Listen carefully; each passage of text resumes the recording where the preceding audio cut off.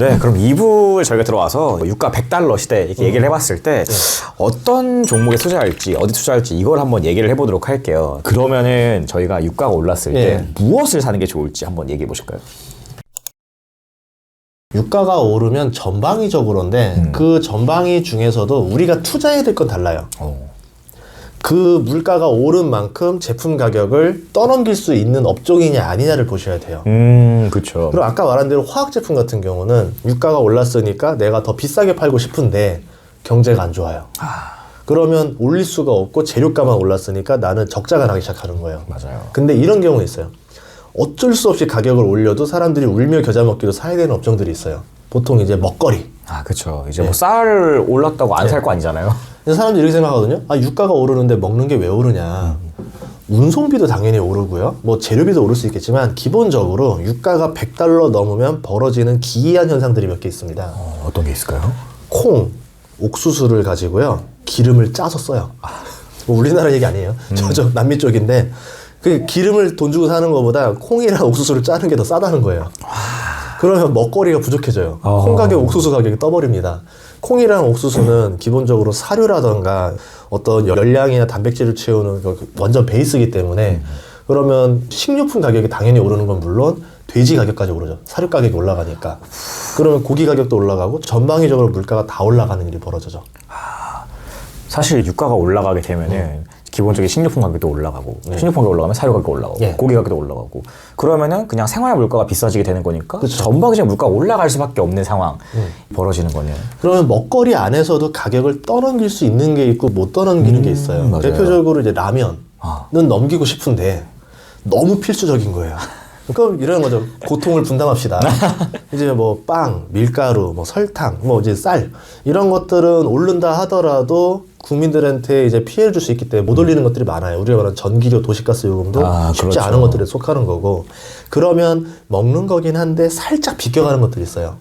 뭐 요새 가정 간편식 뭐 마트 가서요 그 투자 비법 중에 하나인데 진열대를 눈으로 맨날 스캔을 하세요. 주기적으로 가셔서. 저는 그래서 뭐 하냐면 비비고 거랑 청정원 거랑 풀무원 거랑 이런 걸 보면서 작년에는 비비고 비중 라인업이 더 많았는데 이번엔 풀무원 라인업 진열대 차지 진열대 점유율이 있어요. 그쵸. 맞아요. 네, 잘 팔리는 만큼 해주거든요. 근데 보면 풀무원 쪽이 진열대 점유율이 몇 년 새에 진짜 많이 늘었어요. 그때 2015년에는 동원 F&B가 진짜 많이 늘어서 와 얘네 빠르다. 그때 주가 10배 올랐거든요. 물론 다 오를 때긴 했었지만 그렇죠. 예, 그렇듯이 그런 식으로 체크하시면 좋을 것 같아요. 가정간편식은 장점이 있는 게 뭐냐면 외식을 못해요. 여기 여의도 점심값 장난 아니잖아요. 너무 비싸요. 저 잘 가는 칼국수집 여의도에 12,000원이거든요. 근데 진짜? 이제 잘하면 15,000원도 볼 수 있을 것 같아요. 아니 한 끼에 15,000원은 진짜 상상도 못했던 건데. 그래서 저 여의도에서 살았을 때 저녁을 어떻게 먹었냐면 딱 밑에 1층 내려가서 김밥 살라 했더니 한 줄에 5,500원인 거예요. 그래서 그냥 안 먹고 만다 이러면서 아니 김밥 한 줄에 5,500원 말이 돼. 강제 다이어트를 한 거예요. 여의도에서 살다 보면은 물가 비싸서 다이어트 하게 돼요. 그랬었던 것처럼 사람들이 못 사 먹어요. 외식을. 맞아요. 비싸서. 제가 프랑스 가 보니까 굉장히 격차가 심한 게 외식 가격은 어마어마하게 비싸고 그 나라의 이제 야채나 고기나 식료품 가격은 굉장히 쌉니다. 집에서 해 먹으면 훨씬 마진이 나요. 그동안 우리나라는 외식해서 사 먹나 뭐 이제 가정간편식 사서 집에서 해 먹나 가격이 거의 비슷해가지고 나가서 사 먹는 것도 나쁘지 않다 했는데 갭이 발생하면 이제 가정간편식으로 수요가 쏠리겠죠. 근데 가정간편식은 필수제가 아니기 때문에 국가에서 규제를 하기도 되게 애매해요. 맞아요. 예, 그래서 오히려 가정간편식에 대한 점유율이 높은 식품회사가 매력이 있을 수 있다는 거죠. 사실 가격 전가를 얘기를 해봤을 때 음식을 보면은 저희가 참 이상한데 밥 먹을 때 돈 쓰는 건 그렇게 아까운데 커피 가격이 6,000원, 7,000원 돼도 사람들이 사 먹더라고요. 커피는 달라요. 이게 너무 단단한 팬층이 있어가지고 네. 그래서 이렇게 스타벅스나 이런 것도 좀 가격을 좀 어떻게 보면 안 좋은 얘기일 수도 있지만 저희가 올렸을 때 사 먹을 수밖에 없잖아요. 원두 가격이 제가 원두 ETF 그 미국 ETF 중에 조라는 게 있어요. 원두 그 유일한 커피 원두 ETF인데 1년 만에 70% 올랐거든요. 와우. 그러니까 스타벅스가 이번에 커피 가격을 안 올릴 수가 없어요. 맞아요. 그동안 계속 안 올리려고 노력을 했는데 아마 이번에 대폭 올릴 것 같고 그렇게 되면 다른 업체들도 좀 숨통이 트일 것 같고 근데 커피 같은 경우는 가격을 한 500원 올린다 해서 사람들이 안 사 먹느냐? 그렇지 않죠. 근데 이게 달라요. 1,500원짜리 커피 하던 테이크아웃이 2,000원이 되면은 손님이 떨어져요. 맞아요. 근데 스타벅스가 4,300원 하는 게 4,800원 된다 하더라도 안 떨어져요. 그 별로 많이 안 올린 것 같은 느낌이 있어요. 그래서 버핏이 좋아하는 게 브랜드가 가치가 높은 기업을 좋아하는 이유가 브랜드가 탄탄하면 고객 충성도가 웬만한 가격에도 끄떡 안 하는 거죠. 대표적으로 그렇게 된 기업이 3개가 있는데 하나가 이제 그 스타벅스 그리고 하나가 이제 애플. 뭐 아이폰 10만 원 올린다 해도 살 거예요. 살 겁니다. 예. 저도 아이폰을 쓰기 때문에. 예. 그리고 이제 하나는 뭐냐면 테슬라. 진짜. 이제 가격 인상 한 번 더 해도 사람들이 100만 원 정도 올라도 뭐 끄떡 안 하지 않을까. 테슬라를 갖고 싶은 거지. 테슬라 가격 때문에 사러 온 사람이 없다라는 거죠. 사실 테슬라라는 그 브랜드 자체에 메리트가 있는 거지. 저도 테슬라 좋아하기 때문에 제가 이 세 개를 다 좋아해서 할 말이 없는데 테슬라 자동차 너무 예쁘고 그 심볼도 예쁘기 때문에 사람들이 그냥 사는 거지. 그런 기업들이 좋지 않을까 싶고 또 어떤 기업들 좀 좋다고 볼 수 있을까요? 그리고 구조상 깡패인 인플레 파이터인 기업들이 있어요. 인플레가 오면 올수록 더 유리해지는 기업들. 코스트코. 코스트코. 코스트코는 굉장히 영리한 사업을 합니다. 사람들한테 1년 연회비를 받아요. 맞아. 그리고 코스트코의 사업 방식이 이렇게 하죠. 보통 우리나라 국내 마트는 그냥 진열해놓고 판 다음에 안 팔리면 다시 환불해서 가져가세요 이렇게 되는 시스템인데 코스트코는 내가 알아서 책임질 테니까 1,000개 갖다 줘, 10,000개 갖다 줘 이렇게 합니다. 그럼 기업 입장에서는 반품에 대한 여지가 없기 때문에 그래서 내가 그냥 더 싸게 내려주는 대신에 다 털어버리는 거죠. 그러니까 단가를 굉장히 싸게 갖고 와요. 근데 그 돈을 누구 돈을 갖고 오냐면 연회비로. 그러면 결국 제가 돈 내는 거죠. 네, 내 돈으로 가져온 거예요. 근데 고객 입장에서는 이 착각을 합니다. 내가 연회비 내서 연회비가 녹아내리는 건데 그냥 여기가 제일 싸. 얘 너무 싸. 네, 다 있어. 그러니까 온 거예요. 그럼 코스트코 입장에서는 이미 연회비를 해서 내 돈도 안 들이고 쫙 깔아놨는데 사람들이 싸다고 서로 몰려요. 근데 물가가 오르면 오를수록 사람들이 네. 그 다른 데 가면은 격차가 더 벌어지게 느껴지는 거죠. 그렇죠. 땡땡마트를 가면은 10만 원에 요만큼밖에 못 채웠는데 이제 코스트코 가니까 10만 원에 이만큼을 채울 수 있더라. 그러면 자꾸 입소문이 나면서 더 쏠리게 되는 거예요. 그러니까 더 장사가 잘 돼요. 그리고 사람 심리가 연회비를 냈기 때문에 본전에 대한 심리가 있어서 계속 긁어야 된다라는 생각이 돼요. 그러면서 인플레가 오면 올수록 코스트코는 훨씬 유리해질 수밖에 없다라는 거고 워렌 버핏이 매각했던 가격이 375달러쯤이었는데 그때 이후로 주가가 500달러대로 더 올라가 버린 이유 중에 하나가 인플레 우려가 계속 나왔거든요. 그러면서 약간 오버슈팅까지 간 거죠. 이렇게 식료품이나 이런 뭐랄까요 필수 소비재가 아닌 친구들이 좀 많이 오른 건 저희도 아는데 뉴스나 최근에 보고서 같은 거 보니까 오히려 이 고유가 100달러 시대에 최첨단 산업군이 좋을 거다라는 얘기도 있더라고요. 아마존 같은 거. 네, 저도 온라인도 보는데요. 지금 쿠팡이라던가 아마존이라던가 그리고 BJF 리테일이라던가 이런 데도 잘 보고 있는 것 중에 하나가 물류 산업이에요. 결국은. 그렇죠. 근데 이 물류는 결국 사람이고 운송입니다. 고유가가 올라가면 배송비도 올라가고 아마 인건비도 다 올라갈 거예요.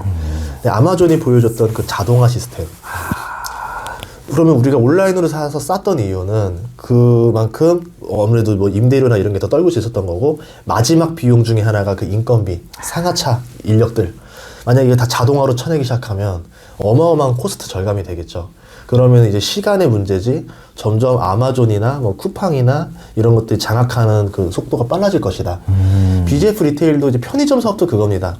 그 물류를 얼마나 더 싸게 빠르게 운송할 수 있느냐의 싸움인데 여기도 아마 이제 그런 기술들을 개발하고 있는 걸로 알고 있거든요. 그 사업 보고서 보면 밑에 보면은 기술 연구 단계 이런 게 나온 것들이 있어요. 그런 것들을 보시면은 아마 그런 걸 준비하고 있는 게 아닌가. 이마트도 보면은 무인 편의점이 나왔잖아요. 맞아요. 예.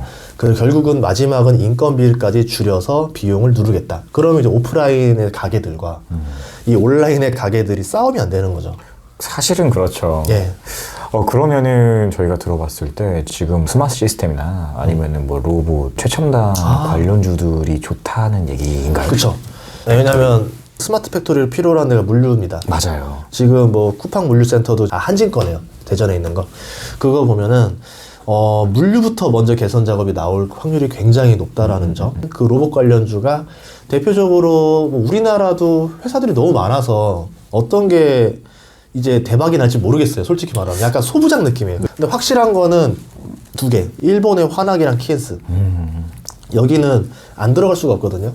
이제 그 장비들이 좋을 거라는 점들, 그리고 스마트 팩토리로 치면은 최근에 보면은 뭐 몇 개의 회사 있어요. 유력한 것들, 뭐 포스코 ICT, 그리고 롯데정보통신, 신세계 INC, 더존 비존이라던가 뭐 이런 관련주들이 있으니까 얼마나 일감을 많이 잡는지를 보시면 좋을 것 같아요.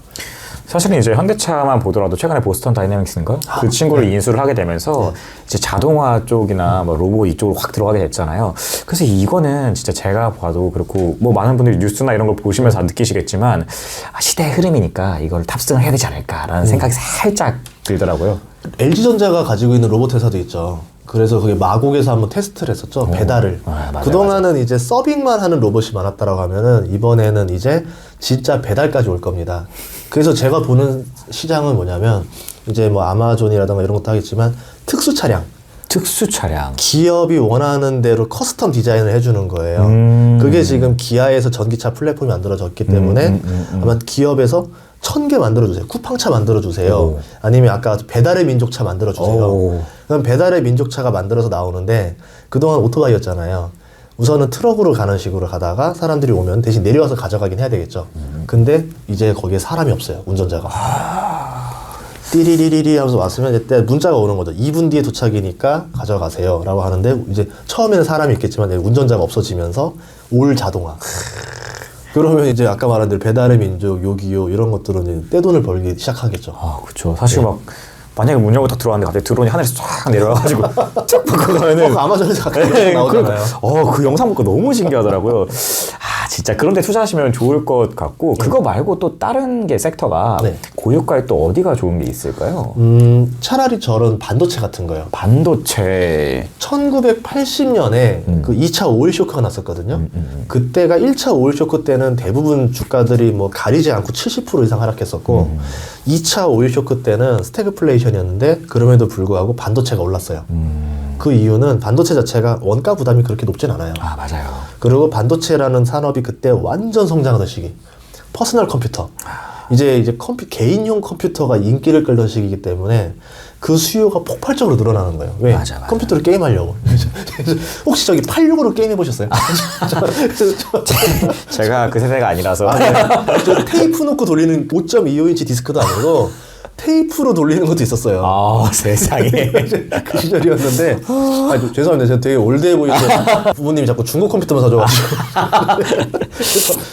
그때 성장했던 거, 폭발적으로 성장하고 원가 부담이 덜하다 보니까 오던지 말던지 하면서 달려버린 것들도 있죠. 어차피 잘 팔리면 장땡인 거예요. 맞아요, 맞아요. 그러면 어떤 게 그런 시장이라 보면, 전기차가 저는 그런 시장이라 보는 거예요. 맞습니다.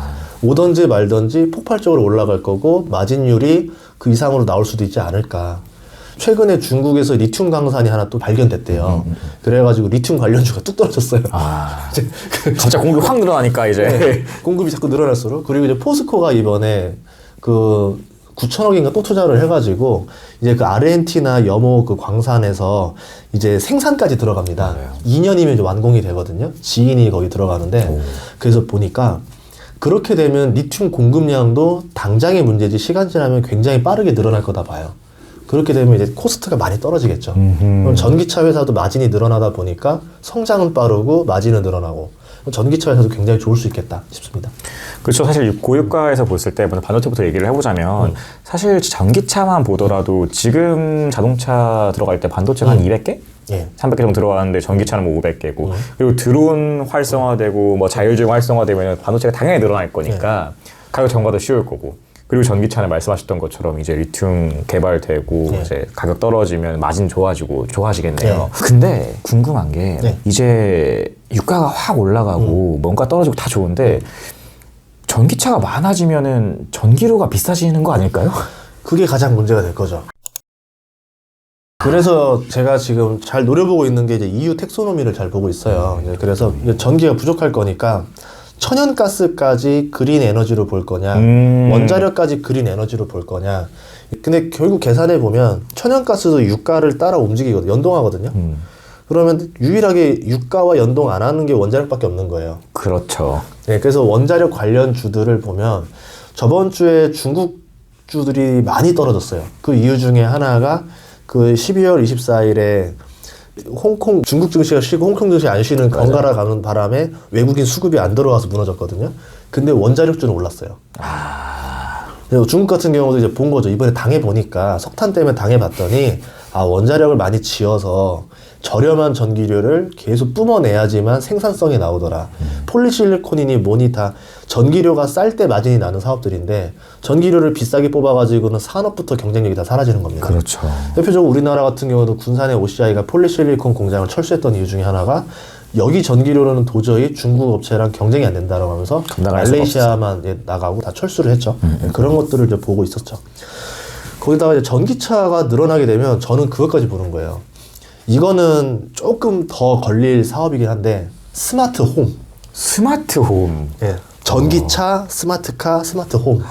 집까지 가는구나. 네, 전기차에서 보면 제일 편한 게 캠핑할 때 최고입니다. 210V 그대로 꽂아요. 그래서 아직 전자레인지 못 돌릴 건데 전자레인지 딱 해서 차 안에 전자레인지 돌아가고 웃긴다. 뭐 여기서 뭐 이제 뭐 커피포트 돌아가게 하면은 캠핑 아무 데서나 할 수 있습니다 이제. 사실 이제 뭐 밥솥부터 해가지고 이렇게 꽂으면 되니까. 아이오닉 보니까 시동 끄고도 에어컨 틀고 자더라고요 차박으로. 대박이다. 와 너무 좋다 이거. 그 자율 주행이 되면 이제 시트가 다 침대로 내릴 수 있게 될 거란 말이죠. 그러면 내가 누워서 가면 되는 거예요. 좀 출근 좀 꿀잠 자다 가자 이렇게 가는데 집값이 많이 올랐다 생각했을 때 근데 캘리포니아인가 샌프란시스코에 나왔던 것들처럼 집이 없어요. 근데 차가 너무 집이랑 똑같은 조건이에요. 그럼 여기에 화장실 하나만 있으면 완벽하다. 솔직히 원룸 그냥 지나가는 원룸이에요. 대박 사건. 그러면 나는 뭐 진짜 집 같은 거 창고 겸 뭐 좀 공간이 많이 필요한 것은 지방에다 집을 좀 넣고 서울에서는 이 떠다니는 스마트홈 원룸 같은 데서 살면서 그냥 거기서 놀고 먹고 그냥 하는 거죠. 스마트홈을 해줄 수 있는 주차장 같은 데는 뭐 배관이라던가 뭐 배수로나 이런 거 좀 맞춰주면은 사람들이 오히려 더 저렴하게 살 수 있지 않을까. 그러면 뭐 캠핑과 다름없는 삶이 되지 않을까 이렇게 보고 있습니다. 그러면은 저희가 종목으로 얘기를 했었으니까 스마트홈 관련주는 어떤 게 있을까요? 애플? 애플. 네. 애플이 저는 분명히 이제 저 들어간다라 봐요. 스마트카를 하는데 타이밍을 잡는 이유 중에 하나는 전기차에서 스마트카로 바뀌는 게 또 다른 혁명이에요. 근데 애플이 썼던 전략, 애플이 성공했던 전략은 투지폰을 안 거치고 바로 스마트폰으로 왔어요. 그러면 사람들의 심리에서는 뭐 모토로라나 이런 데도 스마트폰도 팔아요 그건데 애플은 그냥 스마트폰만 팔아요. 그러니까 애플 스마트폰 그냥 완전 그 브랜드가 형성된 겁니다. 각인이 됐어요. 맞아요. 대표적인 데가 테슬라예요. 전기차만 팔아요. 전기차만 파니까 이제 전기차 하면 테슬라 딱 생각나는 거죠. 잡았어요. 근데 스마트카가 됐을 때는 테슬라가 스마트카냐 했을 때 또 이미지가 안 나오는 거예요. 그렇죠. 그럼 애플 입장에서는 한 박자 쉬고 스마트카에 치고 들어가자. 어차피 우리가 전기차 전문 회사도 아니고 스마트카 때부터는 이제 어떻게 보면 소프트웨어 생태계가 IoT가 워낙 중요하다 보니까 그때 들어가자 생각인 것 같고 구글도 딱히 어떤 언급을 안 하는 이유를 봤을 때는 한 2025년쯤에 출시될 때 그때쯤을 보는 거 아닌가 그렇게 보고 있습니다. 사실은 말씀하셨던 것처럼 모토로라는 그냥 옛날 그 핸드폰 이미지가 있으면은 애플은 핸드폰만 딱 봤을 때 엄청 스마트하고 깔끔한 애플만의 이미지가 있잖아요. 그쵸. 그래서 끌고 가면은 좋을 수 있겠네. 그래서 브랜드 싸움을 봤을 때는 애플이 전기차는 안 들어오지 않을까. 스마트카에 바로 들어온다. 그럼 스마트홈에는 대체 누가 들어와야 되느냐. 샤오미가 들어올라나? 모르겠어요. 샤오미가 괜찮기는 한데 샤오미도 스마트카를 만들거든요. 저는 솔직히 샤오미가 스마트카 만들면 못할 것 같아요. 약간 이미지가 아직까지 이게 좀 회복이 안 되는 것 같아서. 그래서 결국은 이제 점점점 브랜드 싸움, IoT 싸움으로 넘어가면은 이제는 하드웨어에 대한 기대가 떨어지는 거죠. 그래서 저는 오히려 소프트웨어 싸움 넘어가지 않을까. 네, 그렇게 봅니다. 그럼 소프트웨어를 봤을 때 역시 반도체를 생각을 좀. 반도체 생각할 수 있죠. 그렇죠. 엔비디아. 네, AMD. 왜냐면은 그 안에서 뭐 하겠어요. 디스플레이가 밖을 볼 수도 있지만 안도 봐야 되는 거고 그 안에서 내가 하나의 거대한 영화관으로 바뀌겠죠. 하나의 모니터 창이 되는 거죠. 그러면 이제 뭐 디스플레이도 굉장히 이제 고가의 디스플레이가 들어가야 되니까 LG 디스플레이라던가 중국의 BOE라던가 이런 것들이 괜찮을 것 같고 그리고 아까 말한 대로 반도체 쪽에서도 이게 다 수요가 채워지려면 메모리 메모리가 있어야 되죠. 그리고 이제 아마 이렇게 할 것 같아요. 그 메모리라던가 사고가 났을 때 날아갈 수도 있으니까 이것들을 다 클라우드로 다 수합을 하지 않을까. 그리고 이제 클라우드 수요도 굉장히 많이 터질 거고, 그럼 또 메모리? 클라우드 업체가 대표적으로 이제 아마존이라던가 마이크로소프트라던가 이렇게 있는데, 지금 클라우드 업계 시장 점유율을 보면은 글로벌 회사들이 다 먹기 시작하더라고요. 우리나라 토종 클라우드는 더존 비존밖에 없습니다. 예. 다 죽었죠. 예, 그런 걸 봤을 때는 글로벌 클라우드에 투자하는 방법도 괜찮지 않을까.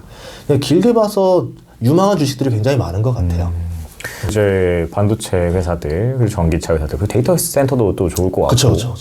물류까지 안 좋은 게 없네요. 그래서 신성장 산업들은 뭐 물가가 오르든 유가가 오르든 신경 안 쓰고 그냥 자기는 성장의 길을 꿋꿋이 가지 않을까. 투자가 그런 게 좋은 것 같아요. 뭐 지수가 오를까요 떨어질까요 상관없이 그냥 얘는 올라요.